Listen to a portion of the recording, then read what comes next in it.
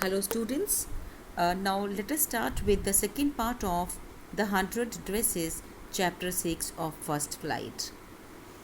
Before we start with the second part, let us have a brief recap of what we did in part 1. Let us have the main points of the story. Wanda Petronsky, she usually sits in the last row in room number 13, and only rough boys who never scored good marks and made a lot of noise used to sit there. Wanda was a very quiet girl who rarely said anything to anybody. She had no friends and came to school and went home alone. Peggy was the most popular girl in the class. She was pretty and she had many dresses and curly hair. On the other hand, Wanda was a very poor girl who always wore a faded blue dress which was never ironed properly. Her name, Wanda Petronsky, was difficult to pronounce and looked funny to the children. So Wanda Petronsky was just like an object of fun for the students. Her schoolmates thought of Wanda only when she was outside. So Maddie was a poor girl. She wore old clothes given to her by Peggy. She did not like Peggy's questioning of Wanda about her 100 dresses, shoes, and hats. She wished Peggy would not tease and mock Wanda in such an insulting manner. Everyone was waiting for the winner of the drawing and color competition. Everybody thought that Peggy would be the winner as she could draw better than anyone else in the class. Next day, when they entered the room 13, they found drawings all over the room. Miss Mason declared that where only one or two sketches were sent by most of the girls, one girl sent 100 drawings, all different and beautiful. Miss Mason declared that Wanda Petronsky was the winner of the girls' medal. Unfortunately, Wanda was not present to hear the applause that was due to her. So this was all about we did in part 1. So let us have an introduction to part 2. In continuation of the previous lesson, the 100 Dresses 2 reveals why Wanda Petronsky had not been coming to school. The Petronsky family decided to move to a big city where no one would care about their unfamiliar name. On hearing the note, Maddie and Peggy got anxious as they realized that they would never get a chance for making amends for all the teasing they had done.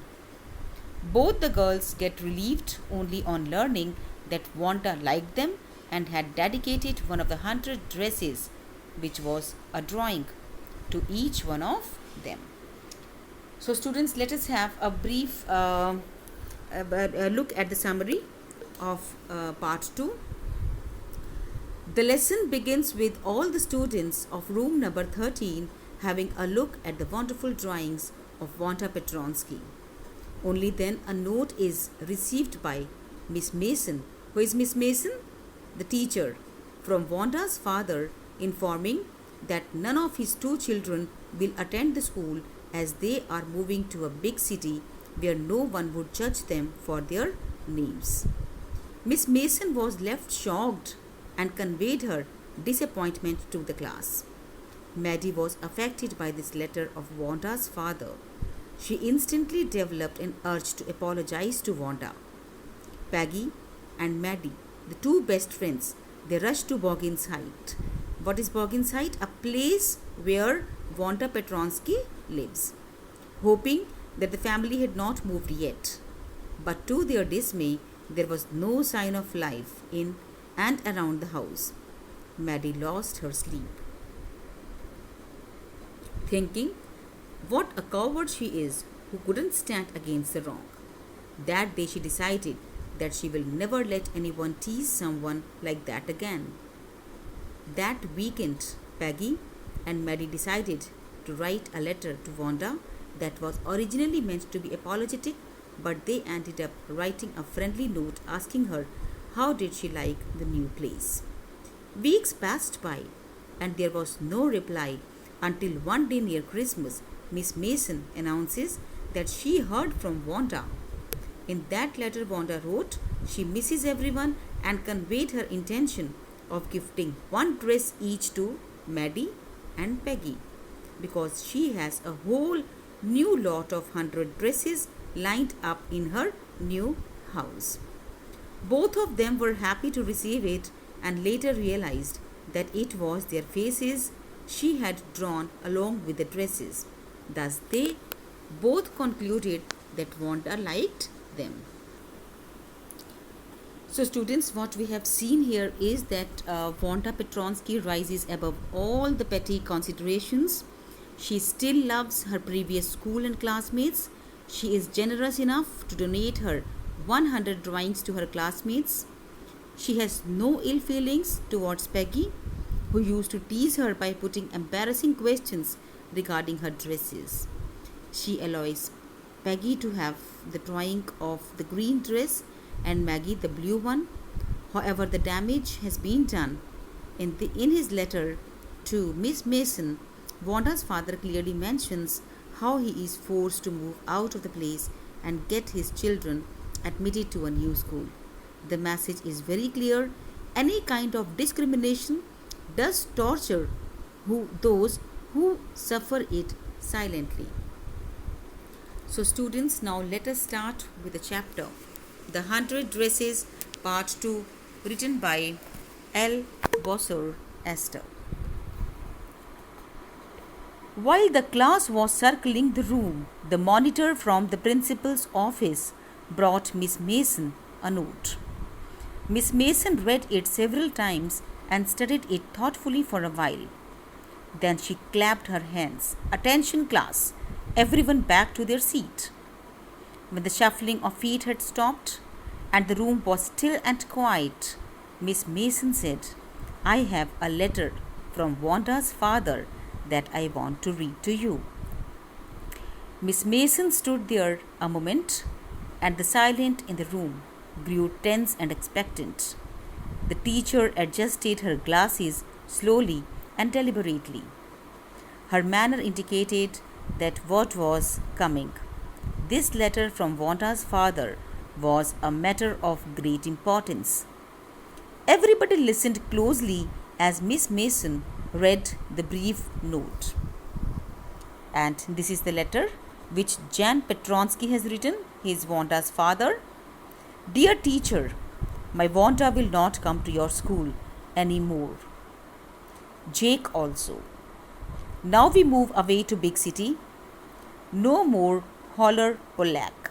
Polak is Polish because she belonged to Poland. So they were being made fun of these kinds of names. No more ask why funny name. Plenty of funny names in the big city. Yours truly, Jan Petronsky. So students, Miss Mason has received a note from the principal's office. She read it several times. She studied it thoughtfully. And then what she did was, she read this letter to the class. Wanda's father clearly made it clear in the letter that both his children, Wanda and Jake, would not be coming to their previous school anymore.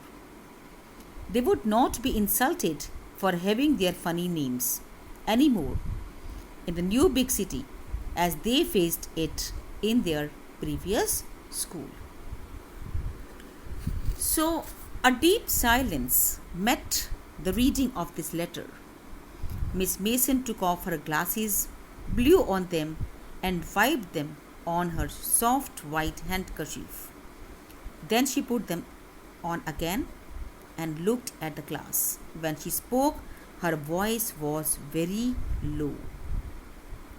She said, I'm sure that none of the boys and girls in room 13 would purposely and deliberately hurt anyone's feelings because his or her name happened to be a long, unfamiliar one.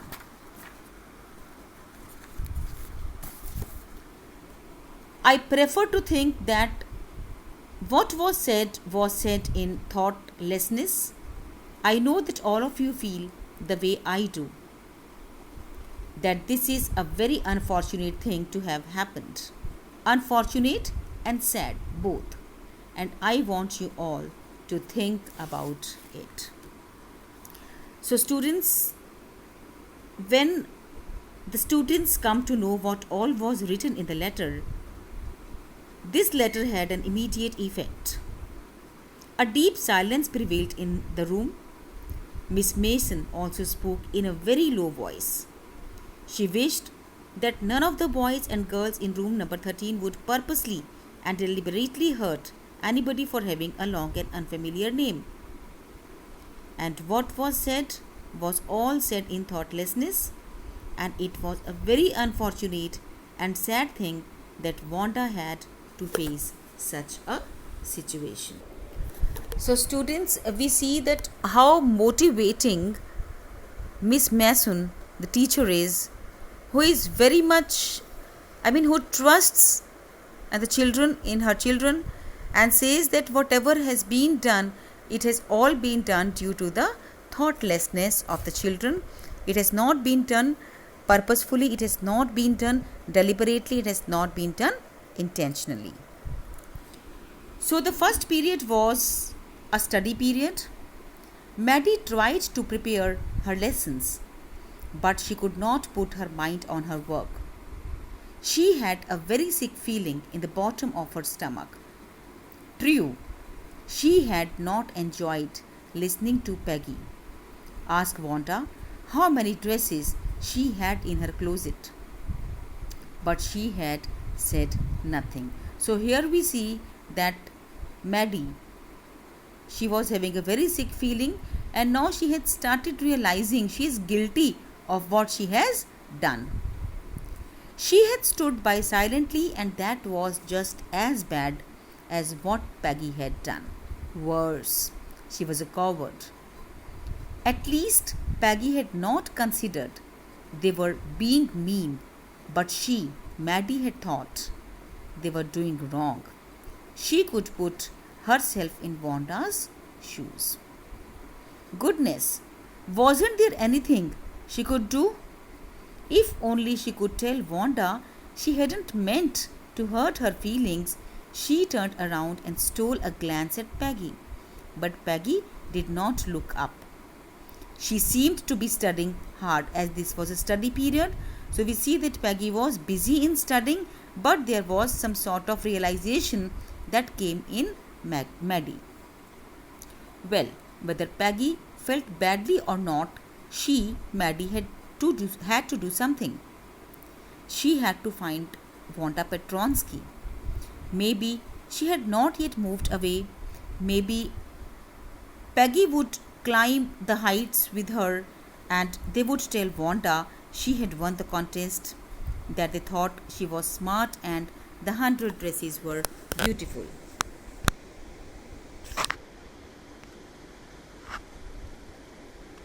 When school was dismissed in the afternoon, Peggy said with pretended casualness, "Hey, let us go and see if that kid has left town or not." So Peggy had had the same idea. Maddie glowed. Peg was really alright. So students, we see that Maddie was highly disturbed. She could not put her mind on her lessons. She had a very sick feeling in the bottom of her stomach. She cursed herself for remaining silent when Peggy teased Wanda Petronsky. She only stood by silently and said nothing. It was as bad as what Peggy had done, worse. She was nothing less than a coward. She put herself in Wanda's shoes. She decided to find Wanda, and it was possible that she had not left Boggin's Height yet. Peggy had also the same idea. So now what both the girls had done was that they both planned to visit Wanda's house at Boggin's Height so that they can tell Wanda Petronsky that she has won the competition.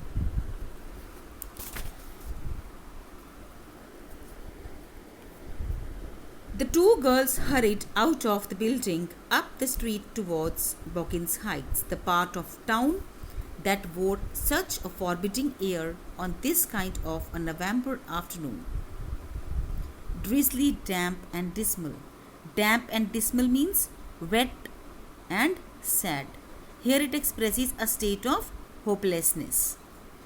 Well, at least, said Peggy gruffly, I never did call her a foreigner or make fun of her name. I never thought she had the sense to know we were making fun of her anyway. I thought she was too dumb and gee. Gee means that means she is giving an expression of sympathy. And gee, look how she can draw. Maddie could say nothing. All she hoped was that they would find Wanda. She wanted to tell her that they were sorry they had picked on her and how wonderful the whole school thought she was. And please not to move away and everybody would be nice. She and Peggy would fight anybody who was not nice.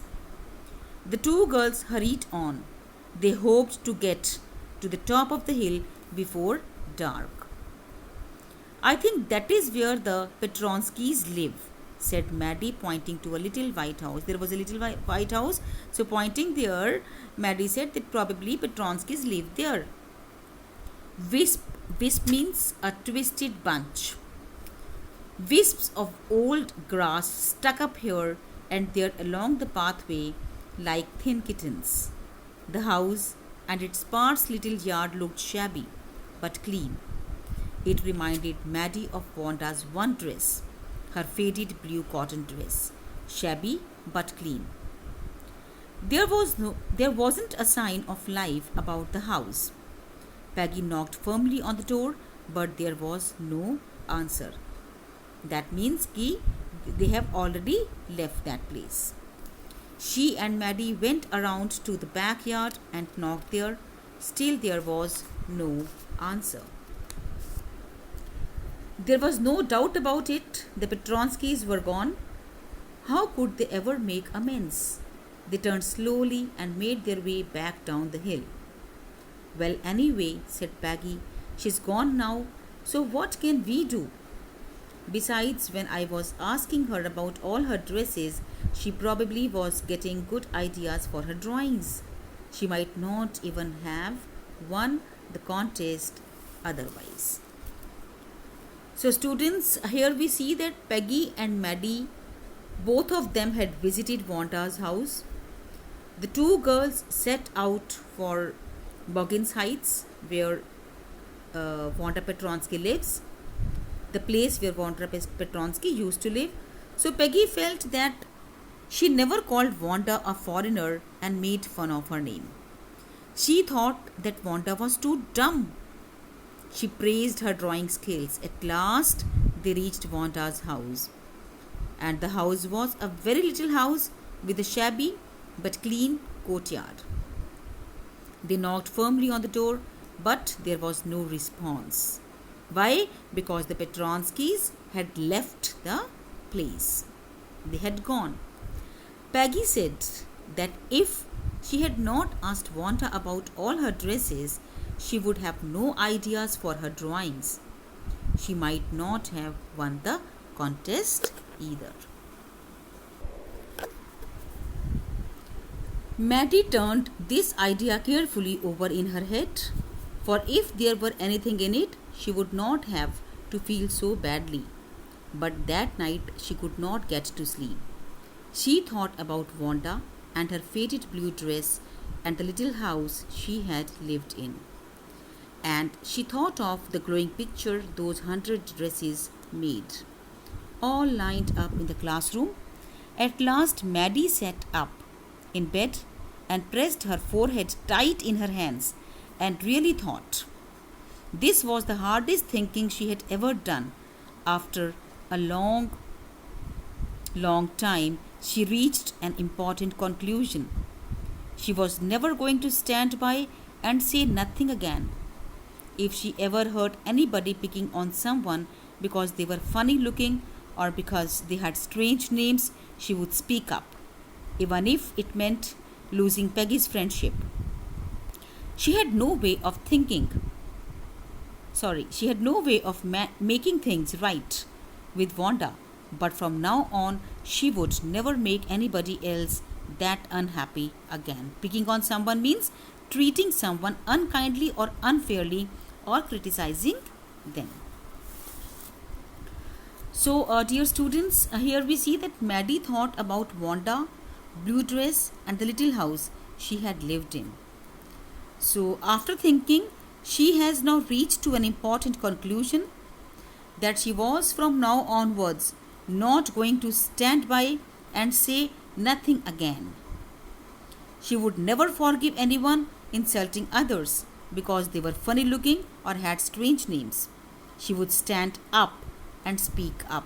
Now we have seen that she is mustering up the courage of standing up to the right thing. She would oppose injustice even if it meant losing Peggy's friendship.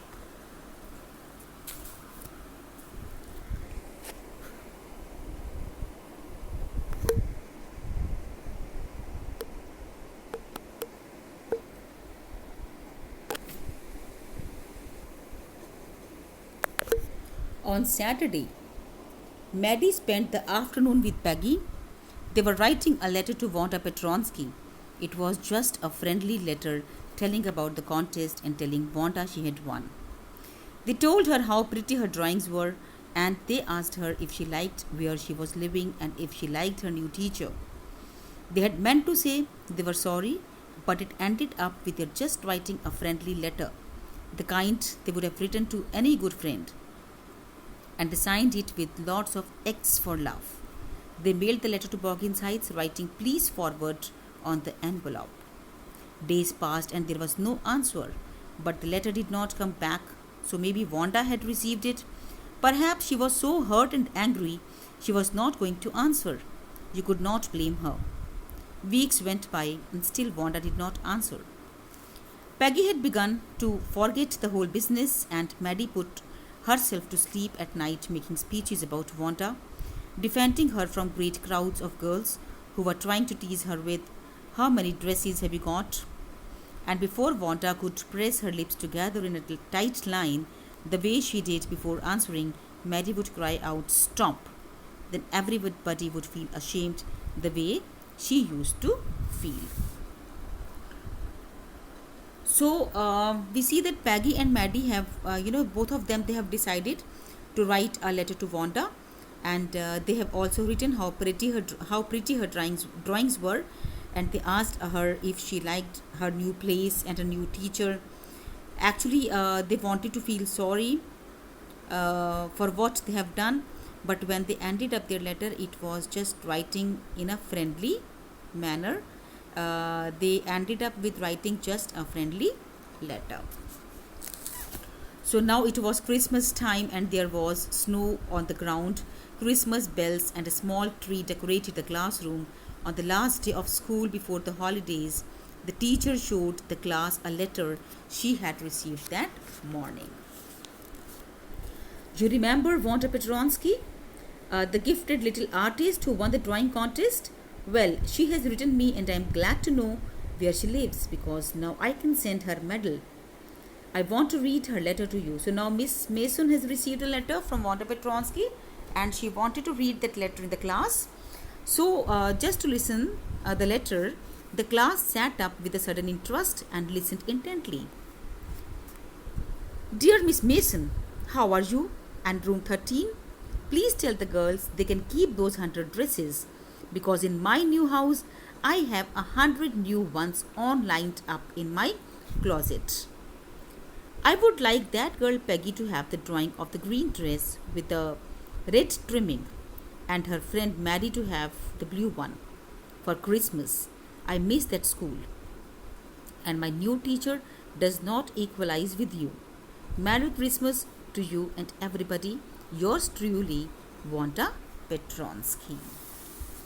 So we see that on the last day of the school, before Christmas holidays, the whole class was decorated and Miss Mason has received a letter And this letter was from Wanda Petronsky. She wished that the girls of room 13 could keep those 100 dresses. She had a new 100 dresses in her new house. She would like Peggy to have the drawing of the green dress and Maddie to have the blue one. And she wrote that she missed the school. Her new teacher did not equalize Miss Mason. That means she still she loves her previous school, her previous teacher. So on the way home from school, Maddie and Peggy held their drawings very carefully. All the houses had wreaths and holly in the windows. These are evergreen shrubs. Outside the grocery store, hundreds of Christmas trees were stacked. And in the window, candy peppermint sticks and cornucopias of shiny transparent paper. Cornucopia means decorative containers of shiny transparent paper were strung. The air smelled like Christmas and light shining everywhere reflected different colors on the snow. This is how the atmosphere was all being created on the day of Christmas. Boy, said Peggy, this shows she really likes us. It shows she got her letter, and this is her way of saying that everything is all right, and that is that. I hope so, said Maggie sadly. She felt sad because she knew she would never see the little tight-lipped Polish girl again and could not ever really make things right between them. So she went home and she planned her drawing over a torn place in the pink flowered wallpaper in the bedroom. The shabby room came alive from the brilliancy of the colors. Maddie sat down on her bed and looked at the drawing she had stood by and said nothing, but Wanda had been nice to her anyway. So now tears blurred her eyes and she gazed for a long time at the picture. Then hastily she rubbed her eyes and studied it intently. The colors in the dress were so vivid that she had scarcely noticed the face and head of the drawing. But it looked like her Maddie. It really looked like her own mouth. Why, it really looked like her own self. Wanda had really drawn this for her exactly. She ran over to Peggy's. Peg, she said, let me see your picture. What's the matter? Asked Peggy as they clattered up to her room where Wanda's drawing was lying face down on the bed. Maddie carefully raised it. Look, she drew you. That is you, she exclaimed. And the head and face of this picture did look like Peggy. What did I say? Said Peggy. She must have really liked us anyway. Yes, she must have, agreed Maddie. And she blinked away the tears that came every time she thought of Wanda standing alone in that sunny spot in the schoolyard looking stolidly, that means with full emotions, over at the group of laughing girls after she had walked off, after she had said, sure, 100 of them all lined up. So students, this clearly shows that Peggy told Maggie that Wanda actually liked them, and she replied their letter even, and there was no ill feeling among them. Everything was all right, and Maddie felt very sad that they would never see the little Polish girl again. She went home. She pinned the drawing on the wallpaper. Tears blurred her eyes. She looked intently and found that the face and head of the drawing looked like her. Excitedly, what she did was she ran over to Peggy. And then she showed the picture to Peggy.